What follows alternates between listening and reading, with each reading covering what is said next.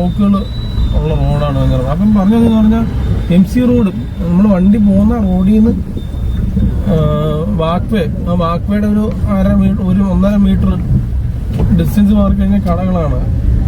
ഇവിടെ നമുക്ക് ഈ ദൂരം നിന്ന് വരുന്നവർക്കൊന്നും ഒരിക്കലും വണ്ടി നിർത്തിയിട്ട് ഇവിടെ മെയിൻലി കച്ചവടം നടക്കുന്നത് 95% ഇവിടുത്തെ കച്ചവടം നടക്കുന്നത് പറഞ്ഞാൽ വെഞ്ഞാറമ്മൂട് ബസ് സ്റ്റാൻഡിൽ വന്ന് ഇറങ്ങുന്നവര്, അല്ലെങ്കിൽ ഇവിടെ സാധനം വാങ്ങാൻ വരുന്നവര്, ഓട്ടോ വിളിച്ച് വരുന്നവര്, സ്കൂട്ടറിൽ വരുന്നവര്, ഇവിടെയൊക്കെ ഉള്ളവരുടെ ബിസിനസ്സാണ് ഇവിടെ മെയിനായിട്ട് നടക്കുന്നത്. ലോങ് വരുന്നവർക്ക് ഇവിടെ കയറാൻ പാടാം. കാരണം ഇങ്ങനെയുള്ള ജംഗ്ഷനിൽ ഈ വീതി ഇല്ലാത്തതുകൊണ്ട് MC-ന്ന് കടലിലോട്ട് ഉള്ള വീതി കുറവായതുകൊണ്ട് തന്നെ നമുക്ക് വണ്ടികൾ ഒതുക്കാൻ സ്ഥലമില്ല. അഥവാ വണ്ടി ഒതുക്കണമെന്നുണ്ടെങ്കിലും സൈഡിലുള്ള യെല്ലോ ലൈൻ ഉണ്ടല്ലോ, അതുവഴി അവിടെ ഇങ്ങനെ കൊണ്ടുവരണം. അത് തന്നെ അങ്ങനെ ഇട്ട് കഴിഞ്ഞാൽ സ്വാഭാവികമായിട്ടും ട്രാഫിക് കൂടും. അപ്പൊ അതൊന്നൊരു പ്രോപ്പറായിട്ടുള്ള അല്ലെങ്കിൽ ഒരു പ്രോപ്പർ സൊല്യൂഷൻ ഒന്നും അല്ലത്, മനസ്സിലായോ? അങ്ങനെയൊക്കെ ഒരുപാട് പ്രോബ്ലംസ് ഉണ്ട് ഇവിടെ. നമ്മള് ജംഗ്ഷനിലൊക്കെ കടകള് ഞാൻ മുമ്പേ പറഞ്ഞില്ലേ, വീതി കൂടി വന്നിട്ടുണ്ടെങ്കിൽ കടകളുടെ കച്ചവടം കുറയും. ഓക്കെയാണ്, നല്ല ശരിയാണ്. പക്ഷേ ഈ കടകളൊക്കെ വരണ്ടേന്ന് പറഞ്ഞു കഴിഞ്ഞാൽ ഇത് വേറൊരു കാര്യമുണ്ട്. എന്ന് പറഞ്ഞു കഴിഞ്ഞാല് ഇനിയാണെങ്കിൽ പോലും നമ്മുടെ ഗവൺമെന്റും അല്ലെങ്കിൽ റോഡ് അതോറിറ്റിക്ക് ചെയ്യേണ്ട ഒരു കാര്യം എന്ന് പറഞ്ഞു കഴിഞ്ഞാൽ ഫ്യൂച്ചറിലേക്ക് വേണ്ടി ഒരു ഇത്ര ഡിസ്റ്റൻസ് കറണ്ട് റോഡിൽ നിന്ന് ഇപ്പൊ റോഡുണ്ടോ അതിൽ നിന്ന് ഒരു ഇത്ര ഡിസ്റ്റൻസ് അങ്ങോട്ട് 4 മീറ്റർ ഇങ്ങോട്ട് 4 മീറ്റർ ഫ്യൂച്ചറിന് വേണ്ടി ഇട്ട് വെച്ചേക്കും. അപ്പം എന്ത് പ്രോബ്ലം എന്ന് പറഞ്ഞു കഴിഞ്ഞാൽ വണ്ടികൾക്ക് ഒതുക്കാനാണെങ്കിലും ആ റോഡ് ആ പോർഷൻ അവർക്ക് ടെമ്പററി അല്ലെങ്കിൽ ആ പോർഷൻസ് എന്താ പറയുന്നത് നാളെ ഒരു സമയത്ത് നമുക്ക് യൂസ് ചെയ്യാൻ പറ്റുന്ന രീതിയിൽ അല്ലെങ്കിൽ വണ്ടികൾ ഒതുക്കി കയറ്റി വെക്കാൻ പറ്റുന്ന രീതിയിൽ ഇട്ട് വെച്ച് കഴിഞ്ഞാൽ നമുക്ക് ഒരുപാട് ഉപകാരമായിരിക്കും വണ്ടികൾക്ക് ഒതുക്കാനൊക്കെ. അപ്പം ഇങ്ങനെയൊക്കെ പറഞ്ഞുകൊണ്ട് ഇങ്ങനെയുള്ള ജംഗ്ഷന് വന്നു കഴിഞ്ഞാൽ നമുക്കൊന്നും കാർ കൊണ്ടൊന്നും ഒതുക്കാനൊന്നും പറ്റത്തില്ല. അങ്ങനെ എന്തെങ്കിലും വാങ്ങണം അല്ലെങ്കിൽ സ്കൂട്ടർ കൊണ്ട് വന്നിട്ട് 2 വീലർ കൊണ്ട് വന്നിട്ട് നമുക്ക് ഒതുക്കി സാധനം വാങ്ങണം, അല്ലെങ്കിൽ ബസ്സിൽ വന്ന് ഇറങ്ങി പോകണം. അതിലെന്നുണ്ടെങ്കിൽ ഓട്ടോ വിളിച്ചു പോകണം. കാരണം നമ്മുടെ കയ്യിൽ കാറുണ്ട് എന്നുണ്ടെങ്കിൽ പാടാം. കാരണം നമുക്കത് ഒന്നും കൊണ്ട് ഇട്ടിട്ട് പോകാൻ പറ്റത്തില്ല. കാരണം ആ ട്രാഫിക് ആവും അവിടെ. പിന്നെ അതിനുള്ള ഫൈന് അത് ഇത് അങ്ങനെയൊക്കെ ഒരുപാട് പ്രോബ്ലംസ് ഉണ്ട്. അപ്പം ഇങ്ങനെയുള്ള സ്ഥലം ഇവിടെയൊക്കെ കുറച്ചുകൂടെ വീതി ഉണ്ട്, അകത്തോട്ട് കയറി കിടക്കുന്നത് അവിടെ കുറച്ചുകൂടെ വീതി ഉണ്ടെന്ന് പറയാം. അപ്പം ഇങ്ങനെയൊക്കെ ഒരുപാട് ഇഷ്യൂസ് ഉണ്ട്. ഇതെല്ലാം നമ്മൾ ശ്രദ്ധിക്കേണ്ട കാര്യമാണ് ശരിക്കും പറഞ്ഞു കഴിഞ്ഞാൽ. ഇതൊന്നും ആരും ശ്രദ്ധിക്കുന്നില്ല, ആരും നോട്ട് ചെയ്യുന്നില്ല. ഇതൊക്കെ ക്ലിയർ ആക്കേണ്ട സമയം കഴിഞ്ഞപ്പോൾ അതിക്രമിച്ച് കഴിഞ്ഞു. ഇതെല്ലാം പെട്ടെന്ന് തന്നെ നേരെ ആവട്ടെ എന്നാണ് എൻ്റെ ആഗ്രഹം. ഞാനൊരു കേരളത്തിലുള്ള കമ്പാരിറ്റീവ്ലി നോക്കുകയാണെന്നുണ്ടെങ്കിൽ ശരിയാണ്, നമ്മുടെ മെയിൻലി നമ്മുടെ റോഡിന്റെ വികസനത്തെ ബാധിക്കുന്നത് തന്നെ ഈ തിരക്കും കടകളൊക്കെ തന്നെയാണ് കേട്ടോ. ഇത്രയും കടകളും ഇത്രയും കച്ചവടങ്ങളും ഒക്കെ കീറി മുറിച്ച്, അല്ലെങ്കിൽ നമ്മുടെ നാട്ടിൽ ശ്രദ്ധിക്കുന്നുണ്ടെങ്കിൽ വേറെ കാര്യം മനസ്സിലായെന്ന് പറഞ്ഞു കഴിഞ്ഞാൽ ഈ ജംഗ്ഷൻ നിങ്ങൾ ശ്രദ്ധിച്ചോണേ, തൈക്കാട് ജംഗ്ഷനാണ്. ഈ തൈക്കാട് ജംഗ്ഷനിലെ വണ്ടികളെല്ലാം കയറി പോകുന്നുണ്ട്. ഇതുവഴി ഒരു വണ്ടി ഉണ്ട്, ഈ വണ്ടി കയറി പോകുന്നുണ്ടോ? തൈക്കാട് ജംഗ്ഷനിൽ കയറി പോകുന്നത്. അപ്പം കൊട്ടാരക്കര കോട്ടയൊക്കെ പോകണമെന്നുണ്ടെങ്കിൽ അതുവഴിയാണ് കയറി പോകുന്നത്. അതുപോലെ ബസ് കയറാൻ നിൽക്കുന്നത് വെഞ്ഞാറമൂട് നിന്ന് ബസ് കയറുമ്പം ആ ജംഗ്ഷനിൽ ബസ് നിർത്തത്തില്ല കേട്ടോ, റോഡിന്റെ പണിയാകുമ്പോൾ അതൊരു മാറ്റി നിർത്തുന്നത്. അപ്പം അതൊക്കെ ശ്രദ്ധിക്കുക. അപ്പം പറയുന്ന കണക്ക് റോഡ് ഒരു ഡെവലപ്പാവണം, നമ്മുടെ നാട് ഡെവലപ്പാവണം. ഈ പറയുന്ന കടകൾ മാത്രമല്ല, വീടുകൾ പോലും നമ്മുടെ മറ്റ് സംസ്ഥാനങ്ങളിൽ നടക്കല്ല. ഇവിടെ വീടെന്ന് പറഞ്ഞു കഴിഞ്ഞാൽ റോഡിന്റെ സൈഡിൽ തന്നെയാണ് വീടുകൾ നിരന്നിരിക്കുന്നത്. റോഡ് സൈഡിൽ വീടെന്ന് പറഞ്ഞാൽ കേരളത്തിലൊരു ഇത് തന്നെയാണ് അത്.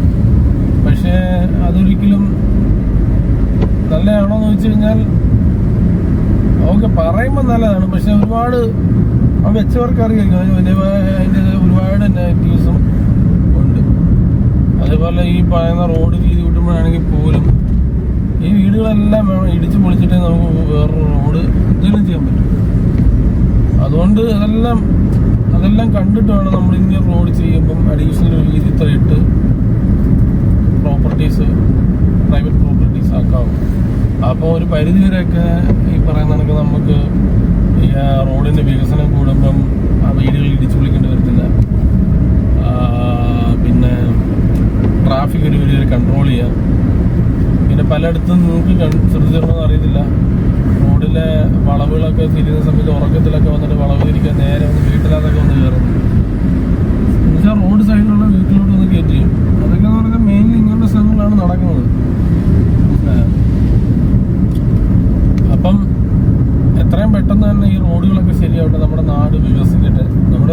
നമ്മുടെ നാട് എന്തുകൊണ്ടും വികസനത്തിൽ മുൻപന്തിയിൽ നിൽക്കുന്ന ഒരു സംസ്ഥാനം തന്നെയാണ്.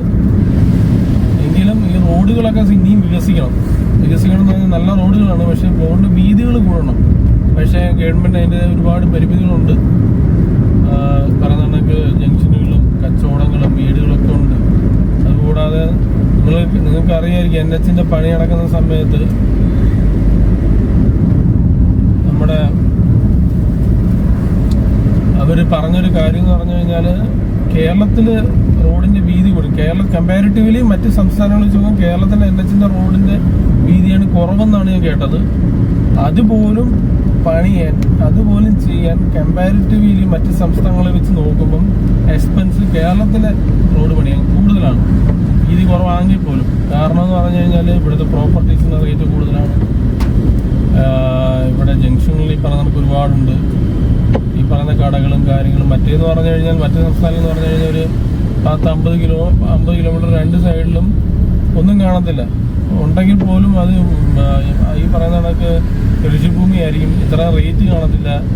ഈ പറയുന്ന വീടിന്റെ പൈസ ഒന്നും കൊടുക്കേണ്ടി വരത്തില്ല, വീടുകൾ പോകത്തില്ല. മനസ്സിലായോ? പൈസ പോകുന്നതിന് മാത്രമല്ല ഗവൺമെന്റ്, ഒരാളുടെ വീട് പോകുന്നുണ്ട്, അയാൾക്ക് ആ തിരിച്ചൊരു പോർഷൻ സ്ഥലത്ത് വീട് വെച്ച് സെറ്റിൽ ആവാൻ ഒരു സമയം എടുക്കുന്ന ഒരുപാട് പ്രോബ്ലംസ് ഉണ്ട്. അത് അങ്ങനെയുള്ള സിറ്റുവേഷനിൽ പോയവർക്ക് അറിയാം. പൈസ കിട്ടുമായിരിക്കും, ഗവൺമെന്റ് പൈസ കൊടുക്കുന്നുണ്ട്, എങ്കിൽ പോലും ഇങ്ങനെയുള്ള സിറ്റുവേഷനിൽ പോയവർക്ക് അറിയാം അതിൻ്റെതായ ബുദ്ധിമുട്ടുകളും കാര്യങ്ങളും ഉണ്ട്.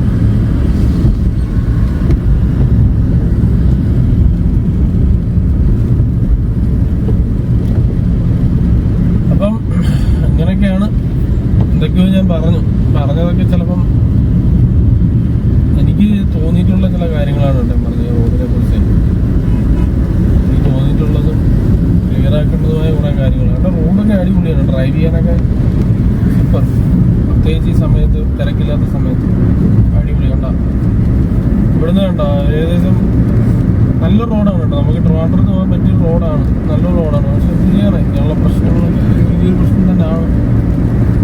ഇതൊക്കെ സോൾവ് ആവണം, ഈ പ്രശ്നങ്ങൾ ക്ലിയർ ആവണം. ഇതൊക്കെ അടിപൊളിയാണ്.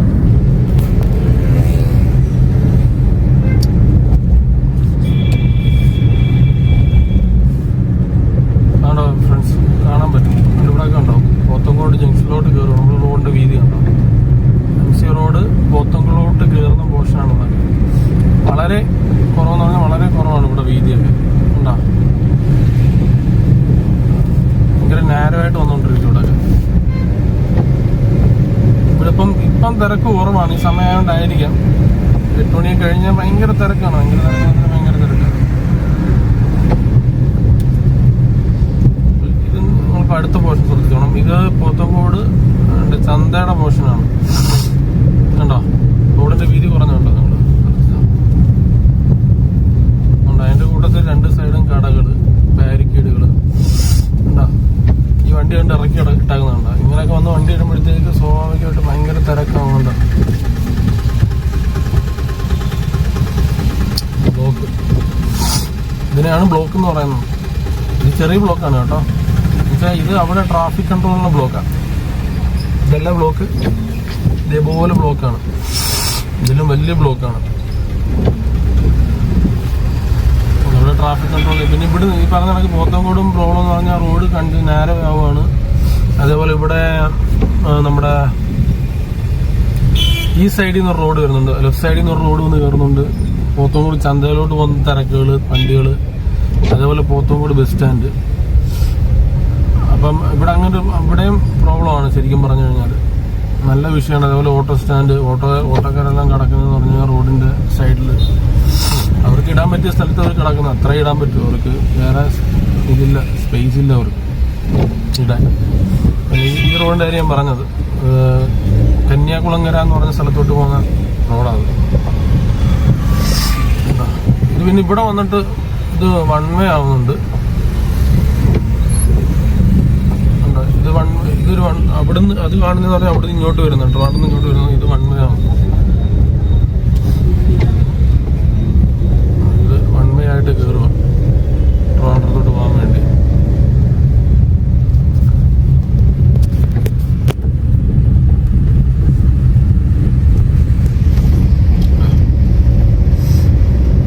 ഈ വൺ വേ ആന്ന് പറഞ്ഞിട്ട് കാര്യമൊന്നുമില്ല, ഇവിടെ തിരക്കാണ്. ഇതിനകത്ത് വലിയ കുഴപ്പമില്ല, പക്ഷെ അവിടെ ഇങ്ങോട്ട് വരുമ്പം ആ റോഡ് നല്ല തിരക്കായിരിക്കും. അപ്പം ഗായ്സ് ശരിയെങ്കിൽ ഇതാണ് ഒരു യാത്രയുടെ ചെറിയൊരു